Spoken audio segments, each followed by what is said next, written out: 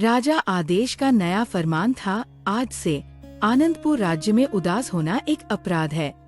सेनापति विक्रम ने जब ये शाही आदेश पत्थर के चबूतरे पर खड़े होकर पढ़ा तो भीड़ में एक अजीब सी खामोशी फैल गई। लोग एक दूसरे को देख रहे थे, उनकी आंखों में सवाल थे, होंठ कुछ कहना चाहते थे पर बंद थे। तभी चौक के बीच में लगा विशाल खुशी मीटर एक तेज सुनहरी रोशनी से जल उठा। उसकी चमक इतनी तेज थी कि लोगों को अपनी आंखें झुका लेनी पड़ी। विक्रम के चेहरे पर कोई भाव नहीं था, बस कानून की सख्ती थी। गलियों में अचानक हंसी गूंजने लगी, पर वो खोखली थी, जैसे कोई तोता रटे हुए शब्द बोल रहा हो। ये हंसी असली थी या एक डरावना नकाब? आनंदपुर की हवा में एक नया अनजाना डर घुल रहा था। खुशी के सुनहरे पर्दे के पीछे। देखा तुमने अनाहिता? राजा आदेश ने महल के बगीचे में अपनी रानी की तरफ मुड़कर कहा। उसकी आंखों में एक जुनूनी चमक थी। अब हमारे राज्य में कोई आंसू नहीं बहाएगा। मेरे पिता की तरह कोई दुख में डूबकर राजपाट नहीं भूलेगा। ये एक नया युग है, खुशी का युग। बगीचे के फूल भी जैसे इस नए कानून से सहमत थे। उनके रंग जरूरत से ज्यादा चटक लग रहे थे, मानो किसी ने उन पर रंग पोत दिया हो। रानी अनाहिता ने अपने पति का हाथ थामा। उसके चेहरे पर एक हल्की मुस्कान थी, पर उसकी बड़ी गहरी आंखों में एक चिंता तैर रही थी।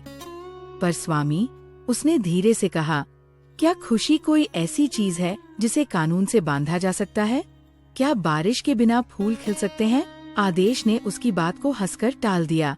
तुम कवियों जैसी बातें करती हो मेरी रानी, तुम बस देखती जाओ, हमारा आनंदपुर स्वर्ग बन जाएगा।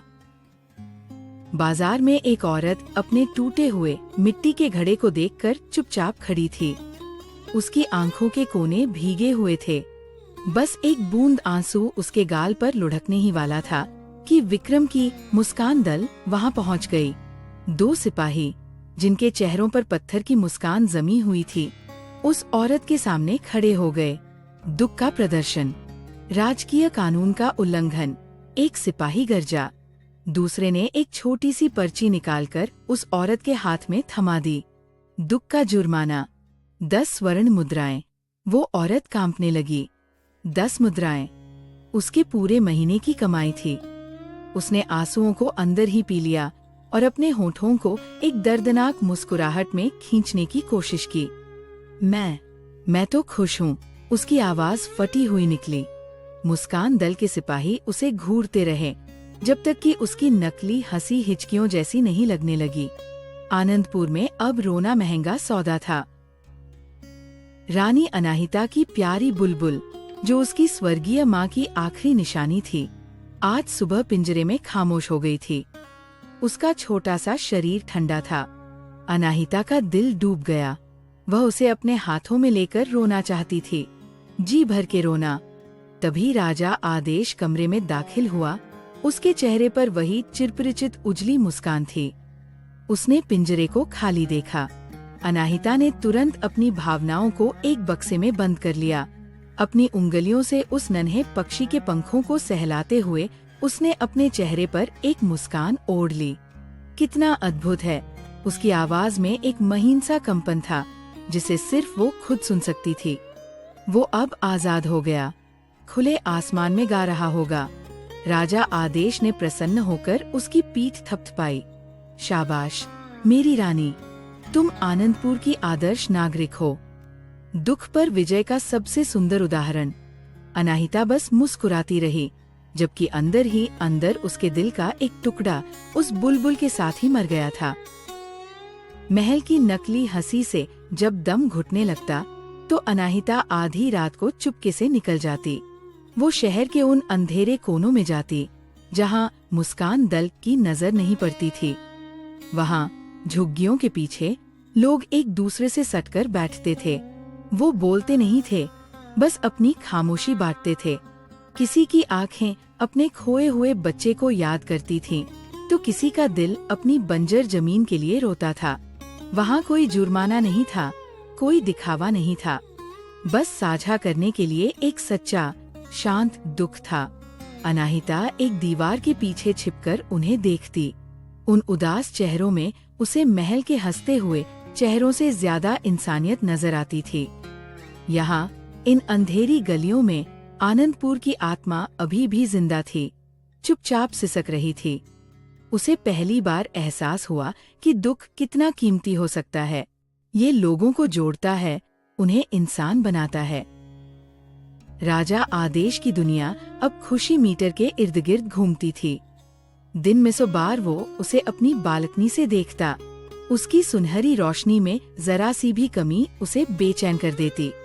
और जोर से हंसो, वो अपने मंत्रियों पर चिल्लाता, उत्सव मनाओ, संगीत बजाओ, मीटर की रोशनी कम नहीं होनी चाहिए। वो अपनी रानी को भूल गया था। उसके मन की उथल पुथल को देखना तो दूर, वो उसका चेहरा भी ठीक से नहीं देखता था। एक शाम अनाहिता उसके पीछे आकर खड़ी हो गई। मीटर की रोशनी उस दिन कुछ धीमी थी, टिमटिमा रही थी, जैसे कोई बुझता हुआ दिया हो। आदेश गुस्से में अपनी मुट्ठियां भींच रहा था।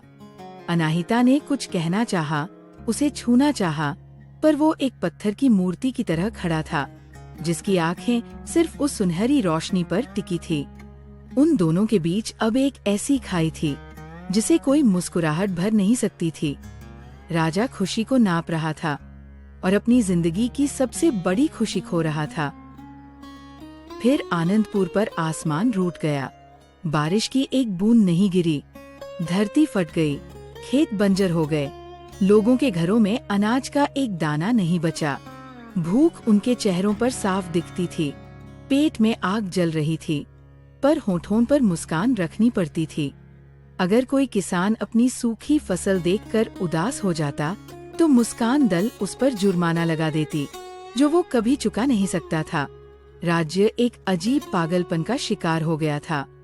लोग भूखे पेट भजन गा रहे थे, कमजोर शरीरों से नाच रहे थे। खुशी मीटर अब पागलों की तरह टिमटिमा रहा था, कभी तेज, कभी धीमा, जैसे राज्य की धड़कनें अनियमित हो गई हों। राजा आदेश और भी सख्त हो गया। उसने आदेश दिया कि हर घर के बाहर एक पहरेदार खड़ा हो, जो ये सुनिश्चित करे कि बंद दरवाजों के पीछे भी कोई रो तो नहीं रहा। आनंदपुर अब एक खूबसूरत जेल बन चुका था, जहाँ कैदी हंसने के लिए मजबूर थे। एक रात आदेश को नींद नहीं आई। वो महल के उसी बगीचे में टहल रहा था, जहाँ सालों पहले उसने अपने पिता को देखा था। उसकी आंखों के सामने वो दृश्य घूम गया। वो 10 साल का था। उसकी माँ को गुजरे 1 साल हो गया था। उसके पिता राजा रात के अंधेरे में इसी बगीचे में अकेले रो रहे थे। उनकी सिसकियाँ इतनी दर्दनाक थी कि नन्हे आदेश का दिल कांप गया था। उस दिन उसने अपने पिता को एक महान राजा के रूप में नहीं, बल्कि एक टूटे हुए इंसान के रूप में देखा था।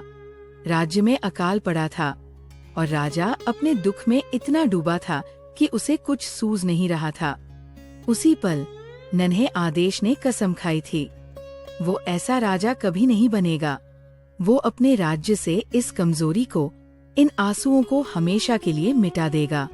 आज सालों बाद उसे लगा कि वो जीत गया है, पर उसे ये नहीं पता था कि वो अपने पिता की गलती को एक दूसरी और भी भयानक गलती से सुधार रहा था। रानी अनाहिता को अब महल में सांस लेना भी मुश्किल लगता था। वो नदी किनारे जाकर बैठ गई। वो रो नहीं रही थी, वो मुस्कुरा भी नहीं रही थी। उसके चेहरे पर कोई भाव नहीं था, जैसे वो पत्थर की हो गई हो। वो बस बहते हुए पानी को देख रही थी, उसकी लहरों में अपनी खामोशी को घोल रही थी।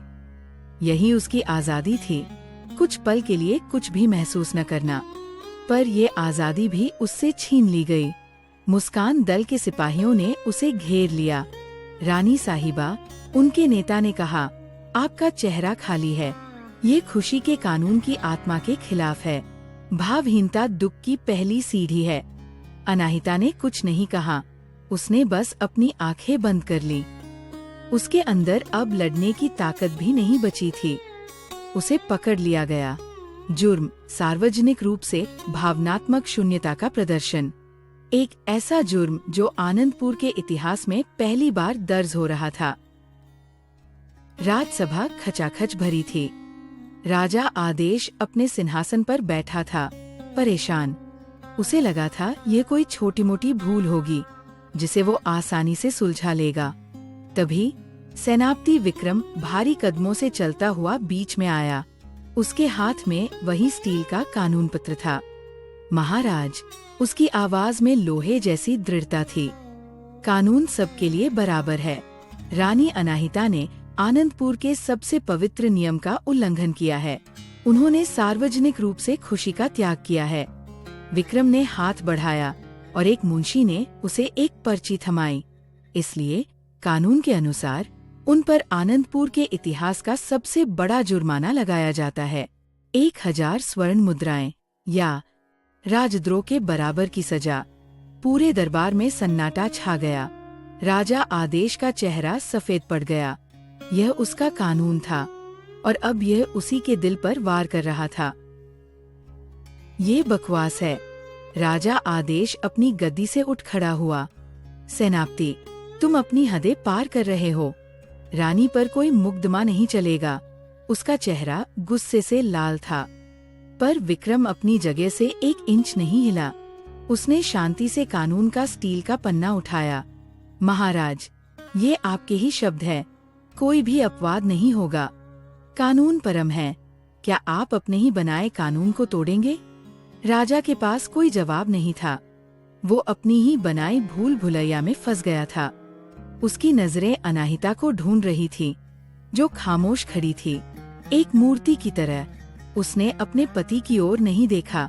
उसकी नजरें कहीं दूर, शायद अपनी यादों में खोई हुई थी। राजा को पहली बार एहसास हुआ कि उसने अपनी रानी पर क्या सितम ढाया है। वो उसे खुशी देना चाहता था, पर उसने उसकी आत्मा ही छीन ली थी। पूरा दरबार सांस रोके देख रहा था। राजा अब राजा नहीं, एक लाचार पति था। सब खामोश थे। राजा आदेश बेबसी से अपनी रानी को देख रहा था। तभी अनाहिता ने धीरे से अपनी नजरें उठाईं। उसने सीधे अपने पति की आंखों में देखा। महीनों के जबरन ओढ़े हुए नकाब, झूठी हंसी और अनकहे दर्द के बाद आज पहली बार उसने खुद को आजाद कर दिया। उसकी खूबसूरत गहरी आंखों में आंसुओं का एक समंदर उमड़ आया और फिर एक बूंद, एक अकेली अनमोल बूंद उसके गाल पर धीरे से लुढ़क गई। उस एक आंसू में इतनी ताकत थी कि पूरे दरबार ने जैसे एक साथ सांस ली।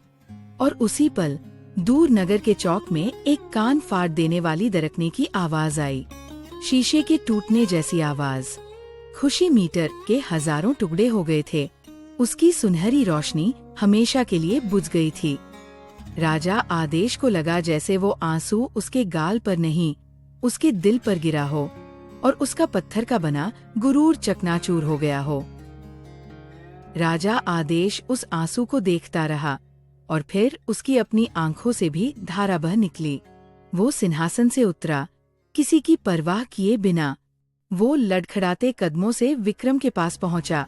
उसने सेनापति के हाथ से कानून का वो स्टील का पन्ना छीन लिया और अपनी पूरी ताकत से उसे 2 टुकड़ों में मोड़ दिया।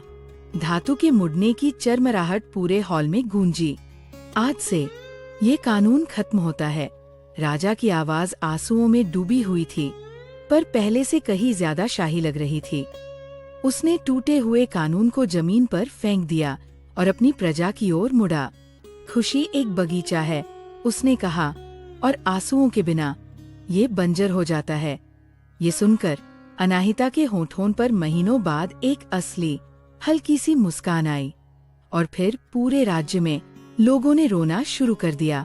वो दुख के आंसू नहीं थे, वो आजादी के, राहत के आंसू थे। एक राज्य आज फिर से इंसान बन रहा था। कुछ महीने बाद महल के बगीचे में हल्की हल्की बारिश हो रही थी। जो फूल पहले चटक और बेजान लगते थे, अब उनके रंग नरम और असली थे। बारिश की बूंदें उनकी पंखुड़ियों पर मोतियों की तरह चमक रही थी। राजा आदेश और रानी अनाहिता एक बेंच पर साथ बैठे थे। वो मुस्कुरा नहीं रहे थे, नहीं वो रो रहे थे। वो बस वहाँ थे, एक दूसरे का हाथ थामे, बारिश को महसूस करते हुए। हवा में एक खामोशी थी, पर ये वो असहज खामोशी नहीं थी, ये सुकून वाली खामोशी थी। अब हंसने की कोई मजबूरी नहीं थी और रोने का कोई डर नहीं था। आनंदपुर अब उन्मादी खुशी का शहर नहीं था।